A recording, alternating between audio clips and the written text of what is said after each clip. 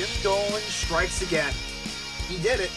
And I'm not sure I really would have ever believed that this would have happened at this stage.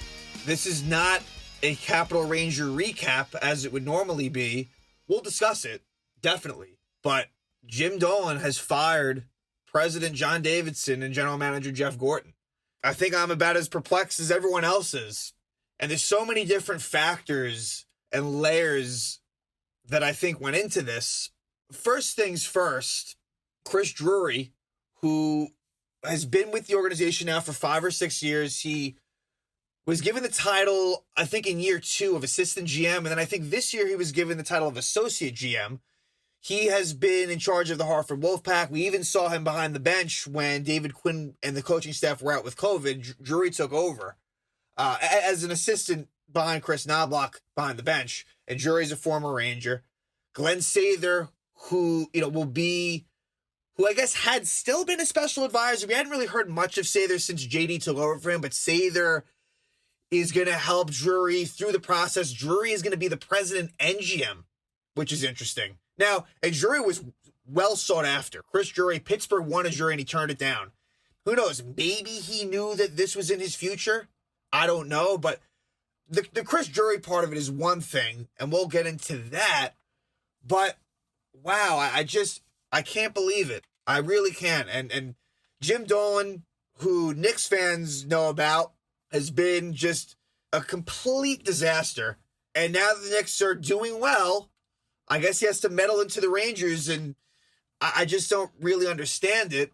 And, you know, it's why the Knicks and the Rangers could never really have full success. I'm sure that Nick, whatever's going on there, Dolan will fuck it up at some point. That's a guarantee. But he had been staying out of Rangers affairs for a long time, and it was working.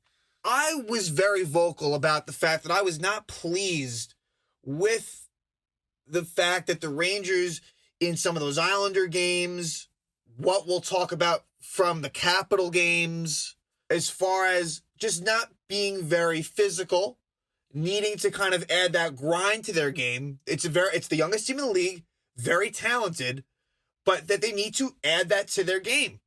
I think also part of it, you have to remember, Jacob Trouba was out. Ryan Lindgren was out for the Capital game. Chris Kreider, to a lesser degree. Again, I've been on Kreider as far as someone who has the physical tools, but really, honestly, is a little bit overrated in that sense. But the fact is that their most physical guys were out. So, and this was never meant as an excuse, but just to sort of put all the facts out there. And my thing was, look, as good as everything's been perceived, that these changes needed to be made on a personnel standpoint. And whether that be David Quinn that goes as a result, or whether that just be making smart moves to blend the talent with a bit of a physical edge. Not saying it would have been easy to do. Here's the thing. I believe that John Davidson and Jeff Gorton were well aware of this. It's not like they neglected it. They knew it. And I think that I didn't expect them to make the playoffs this year. And in fact, I think if they were in other divisions, they very well might have. They knew that this was going to be a tough division. With the format being what it was always going to be, look, this is good for the experience. It's good to get this tough competition in. But to make it wasn't going to be easy. And I feel like I've been hard on the team, maybe harder than most, but also acknowledging that they've made great strides. I mean, the young kids are progressing, and like, this is what, year 3 of the rebuild, right? I mean, if we're going to count like from the start of, like, the letter was out during trade deadline time of 2018. So if we're going to start, the David Quinn era begins in the 18-19 season, and they missed the playoffs, but you could tell that, like, they're working harder coming off of the end of Vigneault's tenure. Like, you could just tell they're playing the right way. And then in year 2, they really weren't playing so well. Then they had a huge hot streak from like January to March. And then, I don't know if they would have made the playoffs if it was the full 82 and COVID doesn't happen. I'm not sure. But they hit this hot streak, and then they get bounced in the bubble against Carolina, which I think showed them, look, like, that they're going to need to sort of change the construction of the team. And I actually think, just as an example, drafting Braden Shiner in the first round, I think they even said, like, look, they were, I believe, super aware of what needed to be done.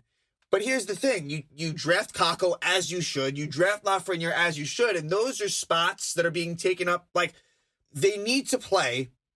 how would I explain this? It's just one of those things where, due to the way that things just kind of fell in their lap, you can't really have this full-on physical big boy roster. It's a young team, and it's a team that's going to develop. I think that where the issues lie is more so in the core of the team. And obviously, Artemi Panarin is going nowhere, and you love to have a player like that. It's more so, I guess, like, what happens with Mika Zibanejad and Ryan Strome, I think, is interesting. Really, not so much to, like, the fact that they've been poorly or anything, because they honestly haven't been. Like, Zibanejad gets off to a really cold start, but then makes up for it.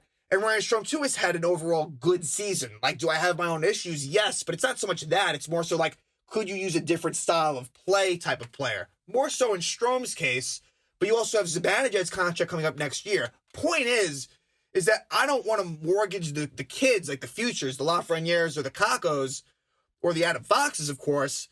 It's more so changing the veteran core, if you can possibly do that. It's not going to be easy to do that. And look, Jeff Gordon has not been perfect. Not at all. He has made a lot of, just as it's going to be, he's made a lot of poor moves. Jeff Gordon, I guess going from most recent to back, the Jacob Trouba trade, I think we don't really know how that's going to go. I think that Trouba adds an element that the Rangers have not had. That is kind of that physical brand of hockey. I think his offense is completely diminished, and I don't believe that $8 million cap hit is going to eventually line up, but he can still be someone that is, in that lineup every night and giving you a different element, giving you that physical play. But I personally don't love that move, but the jury's still out on where that goes. The Kreider extension, I think, was terrible.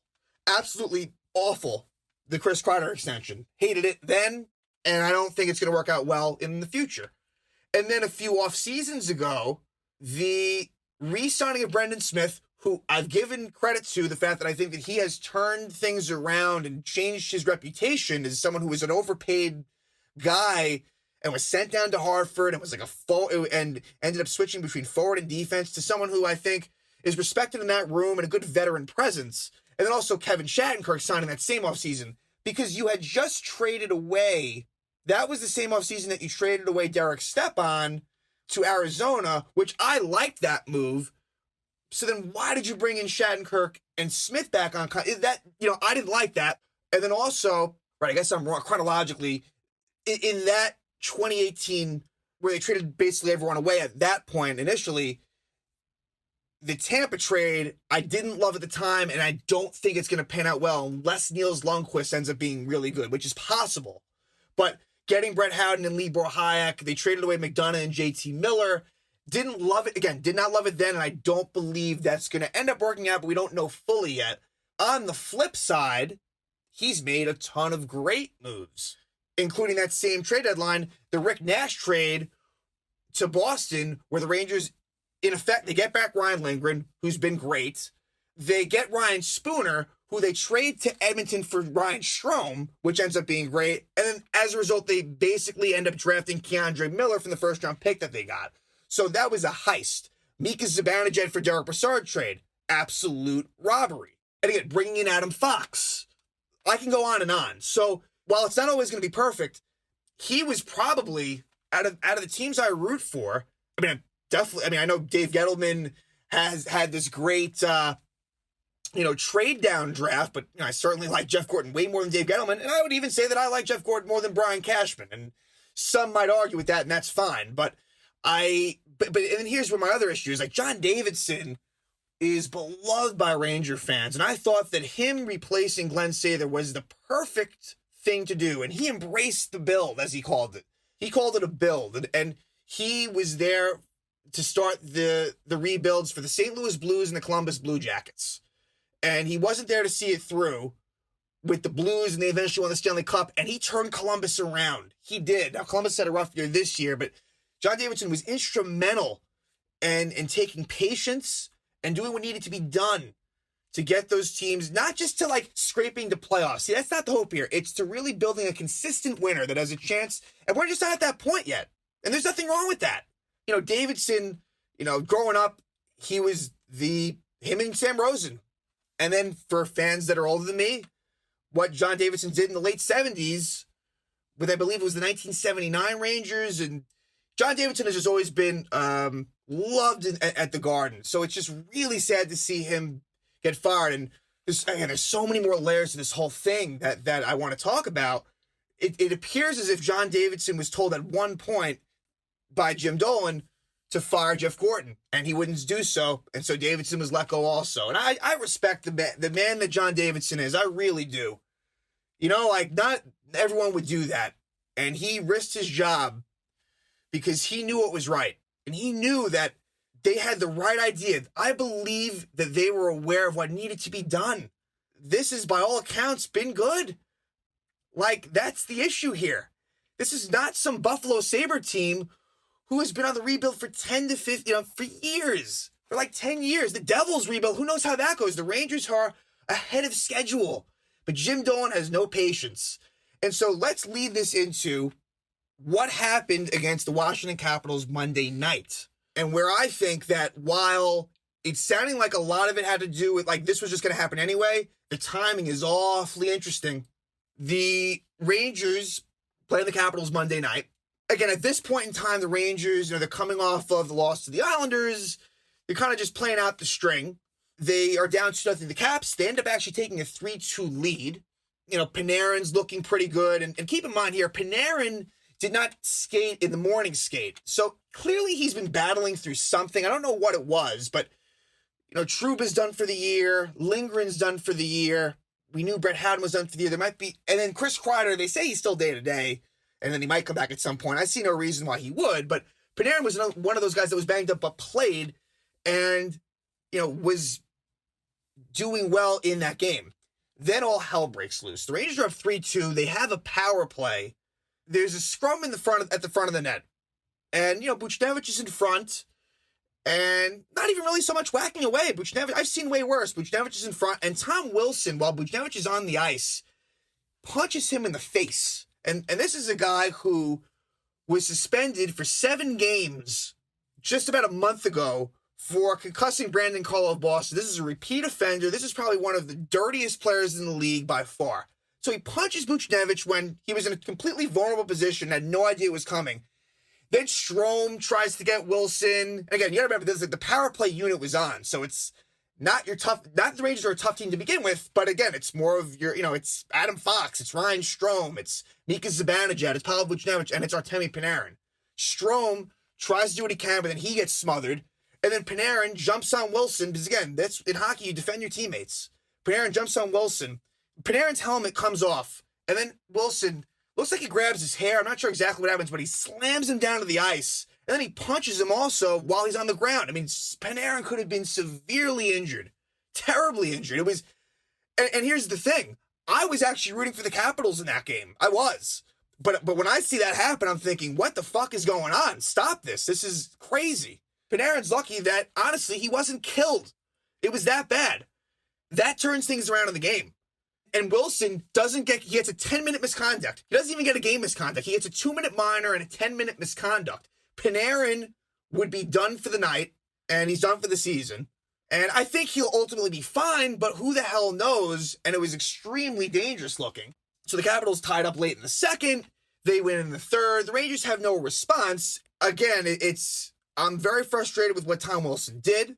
The Rangers, even with the injuries, we know that this is a team, again, that can get bullied around. And that's not so much an indictment on the front office. They knew it needed to be done. It's just the way that this roster is constructed currently. That's all it is. And I was frustrated about it, and I just hope that, okay, I think JD is a smart enough guy to know what he needed to do to make the necessary changes.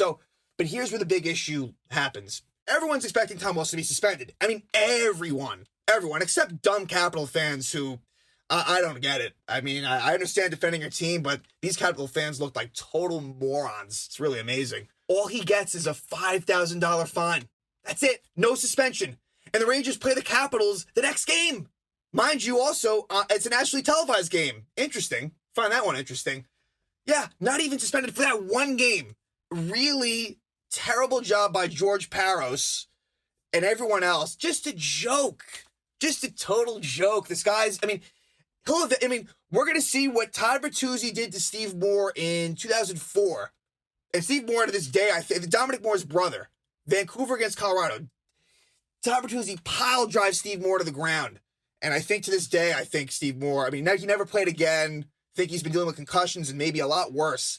Tom Wilson, it's going to, if they let this shit happen, it's going to get a lot worse. He's going to do something to someone, and you could have prevented it. Nah, we'll just fine him. All right, he'll learn. Let's fast forward to Tuesday. Rangers put out a press release. In the morning skate, you heard David Quinn was very upset. Ryan Strome was upset. The team was clearly upset. The Rangers put out a statement, a really strong one, about how George Parros is unfit for the job, how it was a dereliction of duty, how they basically dropped the ball.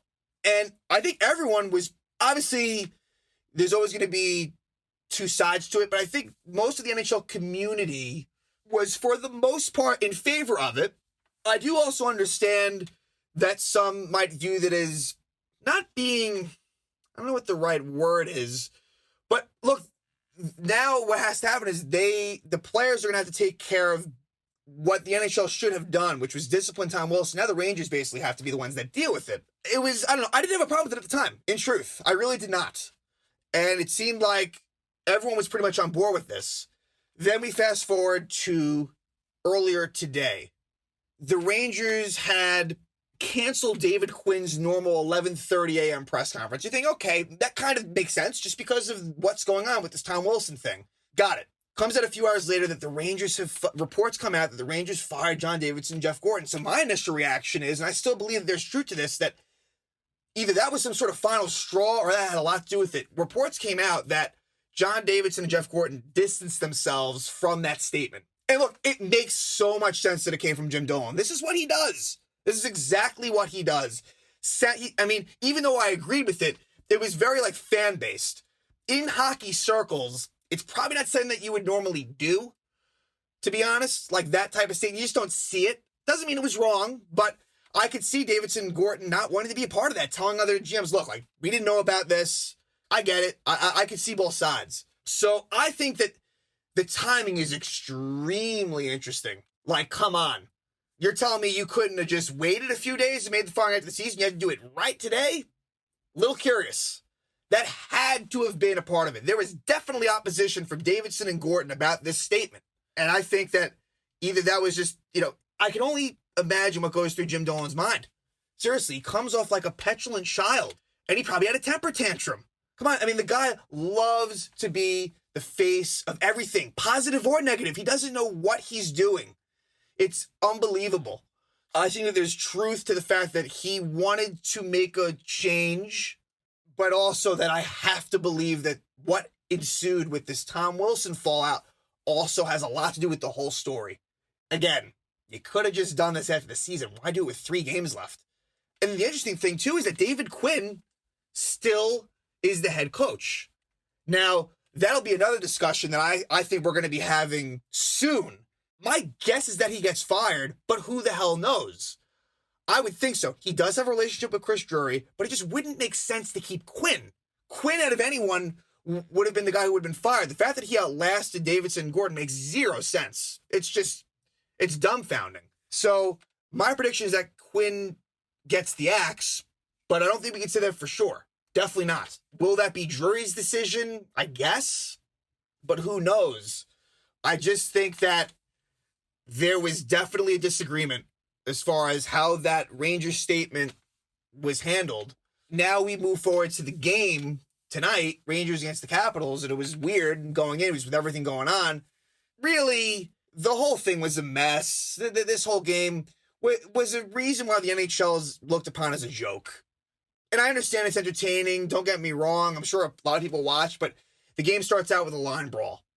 And not like the Devil Ranger 2012 line brawl that had legit bruisers and true fighters. This was former Ranger Carl Hagelin versus Colin Blackwell, who's a little guy, and they just basically wrestled. Then it was Kevin Rooney at center ice with Nick Dowd. And then Garnet Hathaway, who he's a bit of a fighter, fights Phil DiGiuseppe. It was more about the statement. It's not about who wins the fight. It's more about the statement. But that happens right away. Right away. Tom Wilson comes on the ice, and the one that you'd expect to do it, Brendan Smith, fights him. Brendan Smith and Tom Wilson, 50 seconds in, get into a fight. And let me actually check specifically, because there was a lot of penalty minutes, a lot of fighting. So yeah, that was at 50 seconds. Then at 4:14, Anthony Botetto, who was in the lineup probably for this exact reason, fights Michael Raffel. And then literally the next face-off, Ryan Strome fights Lars Eller. So 6 fights in the first 4:14. Just absurd. All because the NHL just couldn't do the right thing and suspend Tom Wilson. That's all they had to do. Just suspend Tom Wilson. Even if it was just for this game, do the right thing. No, they basically just don't know exactly what the fuck they're doing. Later in the period, there was so much going on. There were so many misconducts. Yeah, there was a 10-minute misconduct for Tom Wilson and Kevin Rooney. Kevin Rooney actually mocked Tom Wilson because after Tom Wilson did what he did last game, he's in the penalty box strutting like a moron. And then Rooney just basically gave it right back to him. So they got misconducts. Then in the second, Pavel Buchnevich, Anthony Mantha was trying to fight Pavel Buchnevich, and I think Buchnevich just had enough. And remember, Buchnevich was the one that got punched in the head last game, and I expected Buchnevich to kind of lose it. I kind of expected this. He just cross-checks Mantha in the face immediately. 5-minute major, game misconduct, and I'm sure he'll get suspended. Not that I don't disagree with it, but I'm sure Pavel Buchnevich, who's never been, suspended or anything, he'll guaranteed get suspended, for sure. But Tom Wilson, nah, that's going to happen. And Buchnevich, look, it was a dirty cross-check, no question. But was it a surprise? Absolutely not. No way. So, and what's interesting is that Tom Wilson, I think he might have come back out for a shift in the second, and then he was done for the game. Upper body. So Tom Wilson, I don't know what that was about. I'm not sure if it was the Brendan Smith fight or if there's anything behind it, but he was out of the game. He was done. And so I'm sure there was just so much going on. Eventually, Ryan Strome eventually in the third would get a 10-minute misconduct. He'd get a 10-minute misconduct. Penalty minutes all over the place. You get the point. It was basically a mess and just could have easily been avoided. And I commend the Rangers and the Capitals for, doing what needed to be done. The Rangers, they were going to respond. They had to. And the Capitals, basically, they could have not. The Capitals knew what was going to happen as well. And they took it too. What's sad is that a great story in this game is TJ Oshie getting a hat trick after, sadly, his father passes away. And that gets lost. That was such a great thing to see, and you could see how emotional Oshie was, and I believe they said that he had Alzheimer's, I believe, and just someone that was more known, I think, than your regular, hockey dad. I believe that the Capitals might have even had, coach on their helmets, so that was great to see. TJ Oshie hits a hat trick, and so the Capitals win both games. And Morgan Barron actually gets his first NHL goal, which was good to see. Zach Jones gets a couple of assists. The kids played well. Again, I wasn't even rooting for the Rangers. It actually worked out. They got the response, whatever. But just the big story to me, again, is just the managerial changes. I'm still in shock. I've not been in this much shock over firings, and I can't even remember when. I'm thinking about Joe Girardi being fired.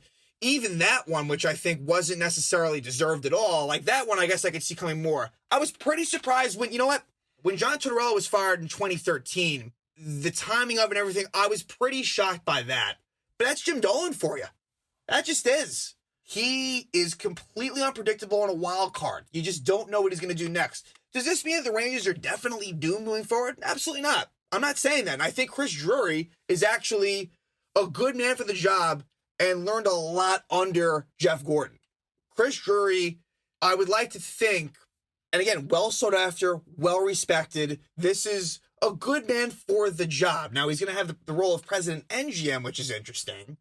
I worry about Dolan, and I guess to a small degree, Sather being in his ear about force-feeding, just expediting the process. That is something that I think all Rangers fans don't want to happen. Stick with the program. Make the tweaks that need to be made. Absolutely. But don't go ahead and trade futures for guys like Jack Eichel. Don't try to get that big-time player in. That's not what I want. And I acknowledge the things that I want to happen, they're not going to be easy. This is not as simple as getting a Matt Martin. That's not what the solution is.